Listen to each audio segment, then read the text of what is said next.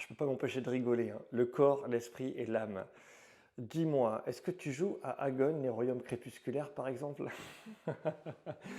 Oui, oui, tu as tout à fait raison, hein. Notre esprit humain est extrêmement complexe et le corps a un impact direct sur l'esprit, ainsi que l'âme qui peut être notre code génétique, le fondement de notre ADN, qu'est-ce qu'on est programmé, entre guillemets.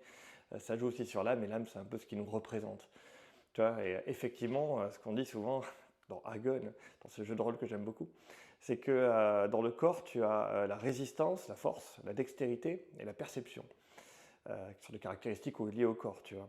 Dans l'esprit, tu as la volonté et l'intelligence, et après dans l'âme, tu as le charisme et la créativité. Voilà, ce sont des paramètres, moi je fais du jeu de rôle bien sûr évidemment, ce sont des paramètres qui permettent de quantifier, tu vois, moi je gère ma vie comme une fiche de jeu de rôle, tu vois, je mets mes points, je fais mais est-ce que je suis assez créatif? Non, je vais travailler ça. Est-ce que j'ai des compétences spécifiques? Et tu vois, les compétences, tu les indexes en fait à des trucs. Tu vois, moi la rééducation par exemple, pour créer mes protocoles de rééducation que je vous partage après, c'est créativité plus santé, tu vois, il y a plusieurs niveaux de santé, il y a les compétences médicales, kinésithérapeute, infirmier, enfin il y a plein de trucs, tu vois. Et c'est le mélange de tout ça qui me permet d'avoir mon savoir et mon devenir.